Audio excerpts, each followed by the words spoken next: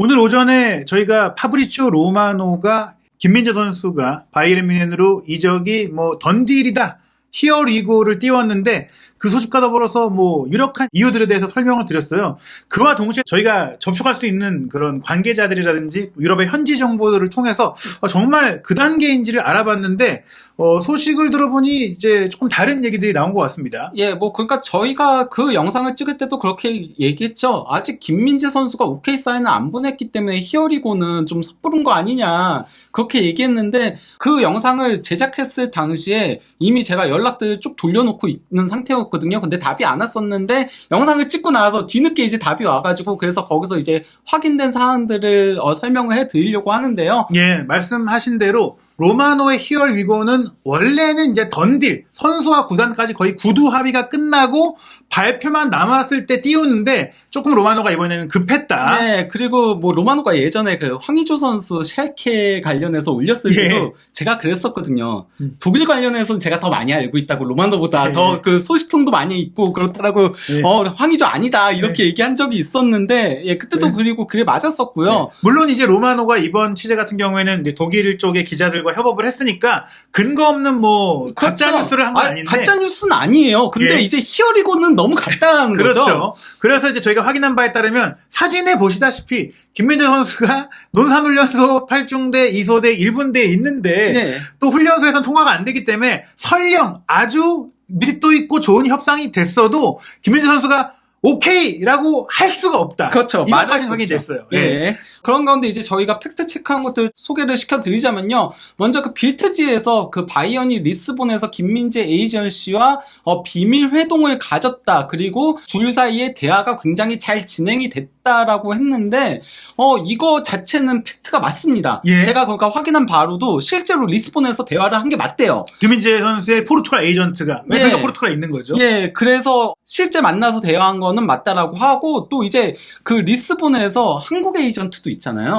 한국 에이전트하고도 대화를 했대요. 한국 에이전트를 그러면은 어떤 그 전화나 화상 통화로 포르투갈로 갈 시간 자체는 없었기 때문에 페이스콜로 이제 그렇게 대화를 한 거라고 하더라고요. 그러면서 그때 대화들이 굉장히 잘 된 것 같다. 김민재 선수가 페이스콜로 이제 바이언 보드진들과 대화를 했네, 투엘과 대화를 했네, 이런 식의 보도들이 나왔잖아요. 이거는 아마 이것 때문에 와전된 게 아닐까라는 정리를 해보면은 바이에른 보드진의 어떤 인사가 김민재 선수 측과 협상하기 위해 통화를 한 게 아니라 리스본에 가서 이제 협상을 실제로 한 거고요. 그리고 와서 독일 구단 관계자들이나 얘기를 할 때 에이전트랑 얘기 잘했고 김민재 선수 측과도 화상 통화로 얘기했어. 이렇게 얘기한 게 와전될 것이다. 그게 이제 보통은 선수랑도 통화를 하게 되는데 이게 그리고 리스본에서 회의를 할 때 미팅을 할 때 그때 화상 통화를 했더라고요. 그러니까 이게 만약에 전달되면 김민재 측 즉 이제 당연히 화상 통화를 했다는 것은 한국에 있는 사람이니까 김민재랑 했겠지라고 생각할 수도 있는 거네요.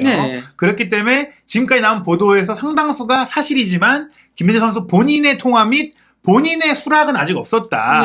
근데 이제 그 김민재 바이에른 뮌헨이 확정된 게 아닌 이유는 매우 유력한 건 맞대요. 거의 확정적에 가까운 건 맞지만은 확정이 되지 않은 이유는 아직 두어 개 구단들이 김민재 선수한테 접촉하고 있긴 하다라고 해요. 그러니까 사실 이제 김민재 선수도 최종적인 결정을 내리려면 이제 유력하다는 얘기는 아마 그 입소 전에도 어느 정도 언질도 있고 상황들도 정리가 됐고 조건을 정해놨기 때문에 여기가 가장 최고의 옵션이라고 생각이 되지만 사람의 결정이라는 게 꼭 액수 때문에 팀의 위상 때문이 아니라 그냥 마음이 끌리는 데가 있을 수도 있기 때문에 딱 이제 훈련소 끝나고 와서 저 생각해보니까요. 여기가 나을 것 같아요. 이렇게 마음을 바꿀 수도 있는 단계라는 거죠.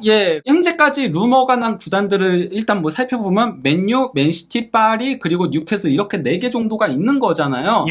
근데 맨유 같은 경우는 아직 카타르 인수권이 끝나지 않았다 보니까 저는 진짜 극적으로 그게 타결돼가지고 그러지 않는 이상에는 현 시점에서 맨유는 아닐 거라고 보고요. 실질적으로 남은 건 맨시티, 파리, 그리고 뉴캐슬 정도일 건데 맨시티는 그바르디오 쪽으로 가니까 좀 아니라고 보고 제가 봤을 때 현재 거의 확정적이나 마찬가지긴 하다. 다만 이제 김민재 오케이가 나와야 된다 이런 얘기 들었거든요. 김민재 오케이가 나와야 된다는 거는 주급 제시 자체는 제가 봤을 때는 바이언이 가장 잘해주고 또 이제 바이언이 가장 적극적으로 한 게 아닌가. 보도상으로 봐도 지금 세후 1,000만 유로 정도까지 언급이 될 정도니까 다른 어떤 구단이 이걸 제시해도 그만큼 맞춰줄 수는 있어도 그 이상을 지르기는 어렵고 네. 그 연결된 팀들의 또 수준까지 봐야 되잖아요. 맨시티라면 물론 돈도 맞춰주고 뭐 팀도 좋고 다 좋긴 한데 말씀하신 대로 솔직히 맨시티가 원한다고 해도 그바르디올이 최종적으로 안 되면 움직일 텐데 그러기엔 너무 늦잖아요. 네, 그러니까 맨시티는 저는 아닐 걸로 보이고 파리하고 뉴캐슬이 그나마 가능성이 있지 않을까 싶은데 뉴캐슬은 연봉 상한제가 있으니까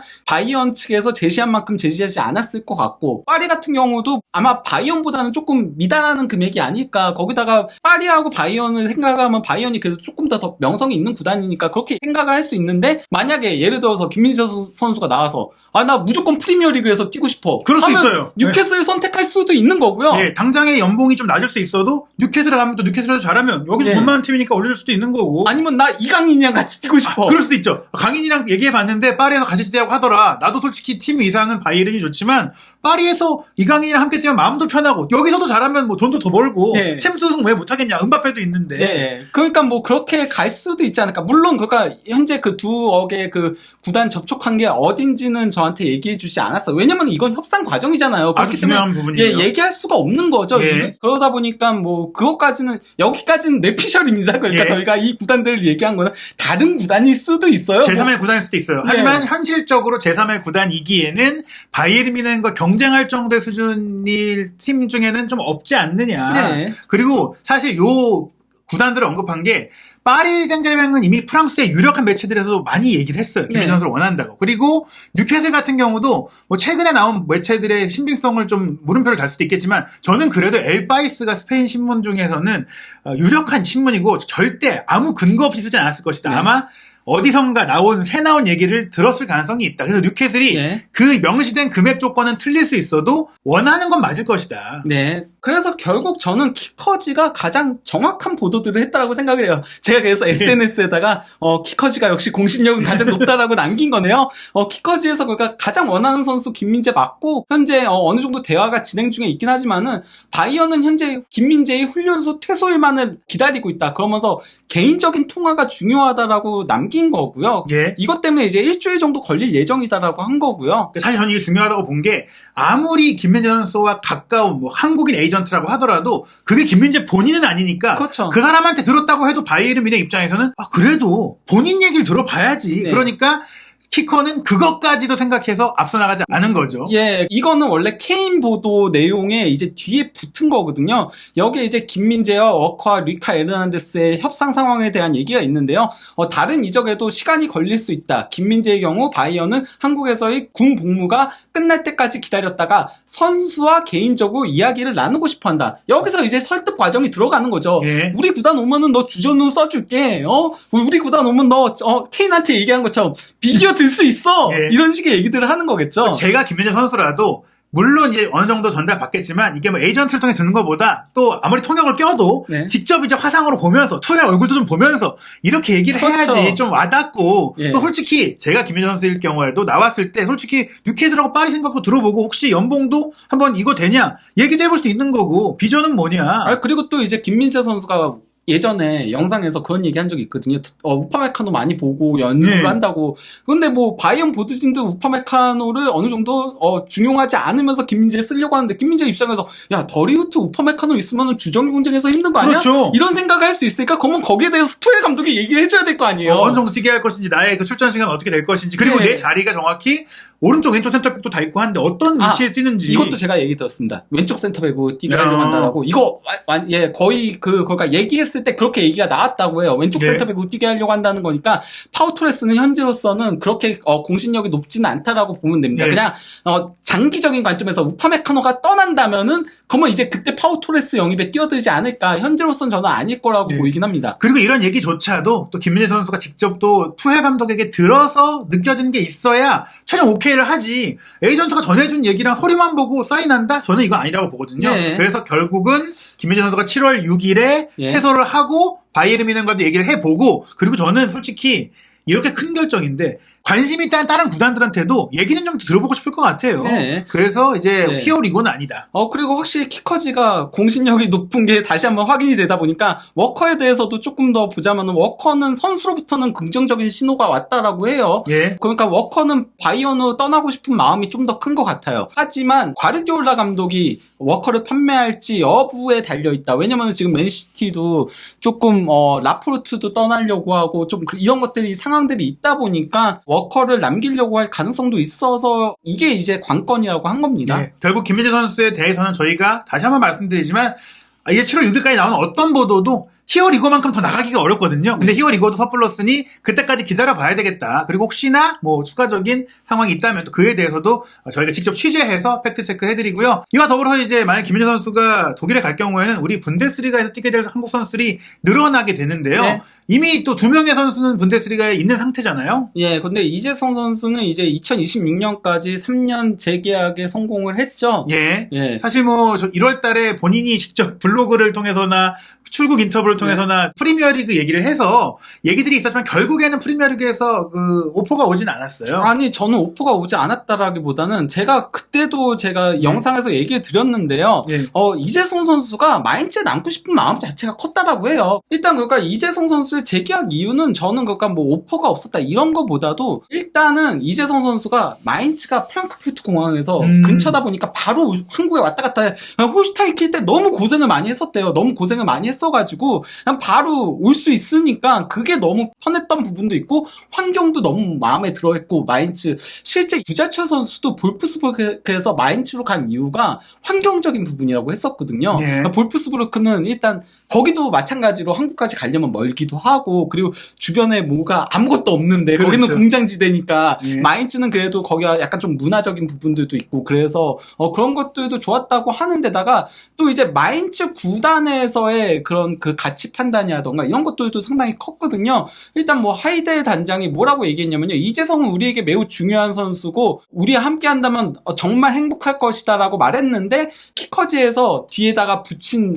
사족이 뭐냐면요. 마인츠에서 이번 여름 공격형 미드필더 변화는 배제되고 있다. 그러니까 이재성만 믿고 가겠다는 거거든요. 네. 여기 보강 안 하겠다라는 얘기인 거니까 이재성 선수가 주전 경쟁하는 데 있어서도 한층 더 수월하고 그리고 실제 뭐 지난 시즌 34경기를 유일하게 뛴 선수기도 한데다가 거기다가 또 이재성 선수가 만 30세잖아요. 이제 곧 31세가 되거든요. 생일이 8월이어서 곧 되는데 만 30세가 넘은 선수한테 이렇게 3년 계약 거의 안 합니다. 그렇죠. 엄청난 조건이에요. 네, 그런데 이재성 선수는 안정을 선택을 했다라고 할 수 있는 거죠. 그러면서 팀에 집중할 수 있는 것 이런 것들에 더 주안점을 뒀다라고 할 수 있겠습니다. 이렇게 될 경우 사실은 이재성 선수가 거의 은퇴까지 전성기를 모두 독일에서 보낼 수 있는 상황이 됐고 제가 봤을 때 이재성 선수의 마지막 그 도전의 가치를 이제 유럽 대항전 진출로 본 것 같아요. 네. 즉 마인츠와 함께 내가 유로파 리그라도 나가보자. 네. 그걸 좀 경험해보자. 새로운 리그를 가는 것도 좋지만 이것도 새로운 도전이니까요. 그것도 네이버 블로그에 적었죠. 예. 예, 함께 유럽 대항전에 도전을 하겠다. 예. 도르트문트도 분데스리가 우승에 도전해라 했는데 예. 지금 만약에 김민재 오고 케인 오고 하면은 도르트문트 분데스리가 우승 도전은 네, 힘들어집니다. 어찌됐거나 이제 이재성 선수는 마인츠에서 전성기를 다 보내기로 결정을 했고 또 하나 중요한 선수가 이제 정우영 선수인데요. 정우영 선수에 관련해서 저희가 지난 영상에서 이거 소개시켜 드린 건데요. 예. 스카이 독일 쪽에서 이제 정우영이 슈투트가르트로 합류하기로 동의했다라고 이제 기사가 올라온 건데요. 슈투트가르트랑 정우영 양측이 이제 동의를 한 거죠. 예. 근데 아직 프라이부르크와의 이적료 협상이 남아 있고 여기 이제 내용에서 정우영의 시장 가치가 400만 유로인데 스카이 정보에 따르면은 슈투트가르트는 현재 200만 유로 이상의 이적료를 지출할 수 없기 때문에 선수를 판매해야지만 정우영을 영입할 수 있다. 예. 이게 이제 정우영 영입이 현재까지 이루어지지 않고 있는 이유이다라고 했었거든요. 예. 근데 슈투트가르트에 마침내 돈이 왔습니다. 예. 포르쉐가 이제 그 슈투트가르트랑 스폰서 계약을 체결을 한 거거든요. 예. 근데 이제 원래 슈투트가르트 자체가 그 도시가 메르체데스 벤츠 도시예요. 그렇죠. 원래 벤츠 로고가 많이 있었던 팀인데. 예, 그래서 벤츠가 실제 스폰을 하고 있고 그래서 구단 지분의 11.75%를 가지고 있어요. 그러면서 4,150만 유로를 지불을 하고 있는데 포르쉐도 이와 비슷할 정도의 투자를 할 예정이래요. 그러면은 이것만 하더라도 거의 뭐 9,300만 유로가 되는 거잖아요. 거기에 이제 슈투트가르트의 자회사인 하패도 MHP요 영어로 예, 하면요 예. 후원에 참여를 한대요. 그래서 총액이 1억 유로를 넘길 것이다.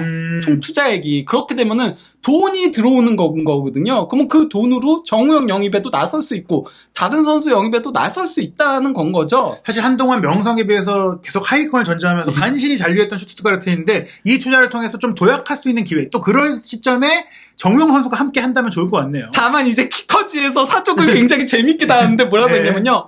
돈 생기면 뭐하냐 또 헛짓할 것 같은데 네. 이런 식으로 예. 이제 M1데 잘못 돈을 쓰면은 안 쓴만 못하다가 될 수 있는데 어찌됐거나 일단은 뭐 프라이부르크는 도하니치가 남을 가능성이 높기 때문에 네. 정우영 선수를 내줄 수 있고 이정료도 솔직히 말씀드리면 아주 비싼 건 아니잖아요. 네. 충분히 협의가 될 것 같다. 그래서 만약 김민재 선수가 퇴소하고 나서 바이에른 뮌헨을 결정을 한다면 2023-2024 시즌에는 3명의 한국 네. 선수가 분데스리가를 누빌 것 같습니다. 예. 다만 뭐 어쨌건 마지막으로 한 번 더 얘기 드리자면요. 김민재 선수 바이언 이적이 굉장히 유력한 거는 맞습니다. 거의 확정적에 가까운 건 맞지만은 김민재 선수의 아직 선택이 남아 있다. 그렇죠. 언제든지 그 마음은 네. 아무도 알 수가 네. 없어요. 마지막까지 봐야 됩니다. 네, 그거라는 소리입니다. 네, 더 추가적인 내용이 나오는 대로 또 한준TV에서 독일통 부버지 김현민 기자와 함께 독점적인 취재 정보 알려드리도록 하겠습니다.